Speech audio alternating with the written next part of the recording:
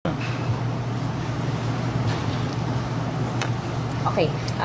Gov Live tayo no, sa GMA Regional TV1 Mindanao. At nais malaman ng publiko kasi isa ka sa mga nag-facilitate ng pag-surrender ni Pastor Apollo Kibuloy. Can you give us details on that? Yes po, because during the time na lumapit sa akin ang Board of Directors ng QGC at with Attorney Bobby Torion na gusto nilang makipag-negotiate sa ISAP, Philippine Army. So, nung una, parang umiiwas ako dahil alam naman natin na very hot yung issues. But nung succeeding na tumatawag sila sa akin na kung sana matulungan sila na makipag-dialogue sa Philippine Army. So, doon ako nag-umpisa na gumawa ng hakbang na nilapitan ko ang assigned na battalion commander dito sa 60 IB. At sinabi ko na mayroong isang confidential dialogue na gusto ng Board of Directors ng QGC through Attorney Bobby Torion. So doon po ang nag-umpisa na nag-facilitate po tayo na mag-uusap po sila.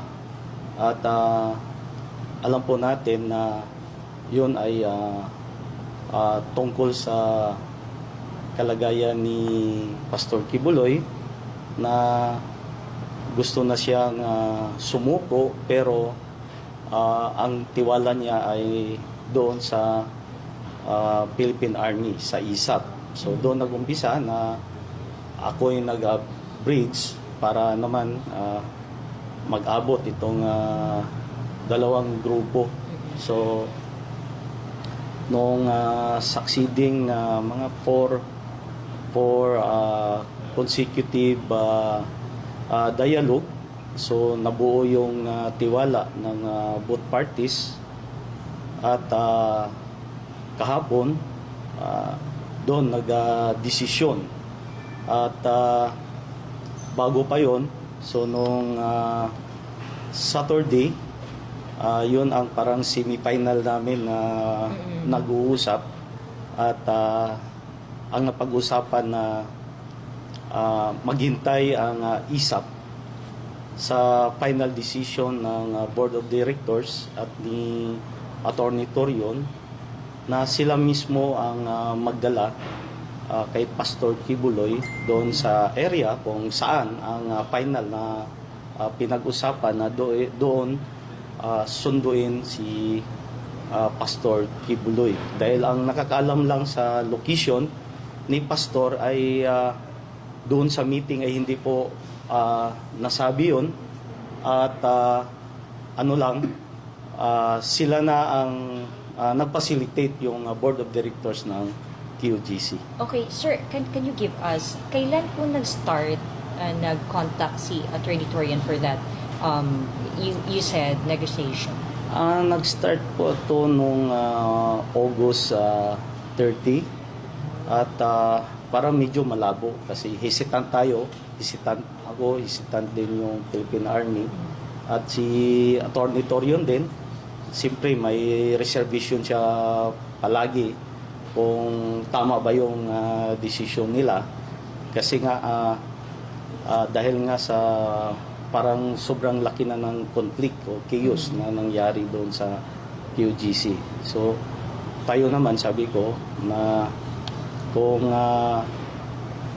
ito ay para sa kapayapaan at matapos na ang gulong na to, so dapat lang siguro magtiwala yung both sides, yung both sides na side ng ISAP, Philippine Army, and the side of the Board of Directors ng QGC. Okay. Okay, sir, I understand that some of na pag-usapan ay confidential. But can you give us when was the time na nag-agree na And ano po yung napag-usapan? Nung Saturday ito.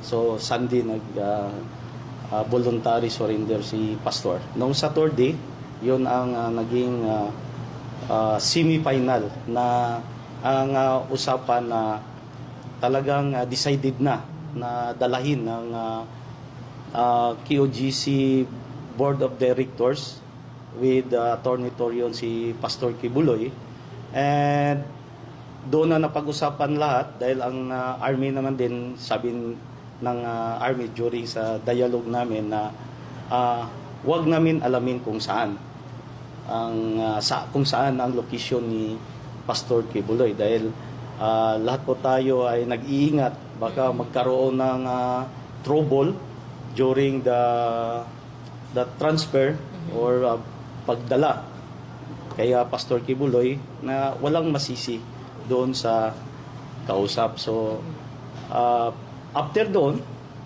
ako rin nag-decide na nandito na kayo sa almost final agreement na.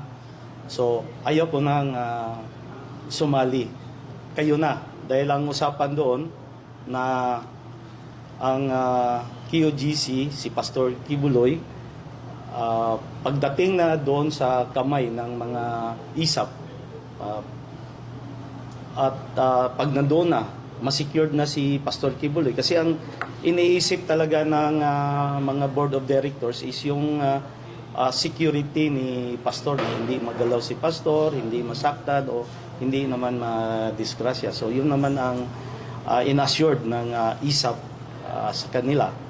And pag nandoon na sa kamay ng mga ISAP ng Philippine Army ay yun na rin ang time na tawagan si General Silo at si RD at lahat na PNP commanders assigned in Davao Region. Yun ang napag-usapan para naman to confirm na nandoon na talaga si Pastor. Okay, sir, paano po yun? Kasi the PNP was saying na sumuko sa loob ng KOJC compound. Ano po ba talaga yung nangyari? Kasi from the structure daw siya lumabas Yun certain building. Yun ang hindi ko na alam. Dahil nag-out na nga ako sa negotiation noong Saturday. So doon na lang, hanggang doon. Kasi sabi ko na, establish na yung tiwala nyo sa isa't isa. So mayroon na kayong trust and confidence at decided na maglabas si Pastor. So hanggang dito na lang ako nung Saturday meeting. So after that, nalaman ko na lang kagabi during I attending the Philippine Fraternal Order of Eagles meeting in Waterfront. Nag-text na sa akin na nandoon na sumuko na po si Pastor Kibuloy. Was it through parang call or in-person negotiation with Attorney Torion? Sa ano doon, yung laman lang ng negotiation namin na yung assurance ng Philippine Army. Kasi nga, di ba, PNP yung pumasok sa QGC. So, ang kanilang tiwala ngayon nandito sa Armed Forces, sa Philippine Army. So pinili nila yung ISAP na yun ang kausapin nila. Kaya yun din ang ginawa ko na makunik lang ang side ng ISAP through the Battalion Commander of 60IB, si Lieutenant Colonel Kabading, para siya nang bahala at during the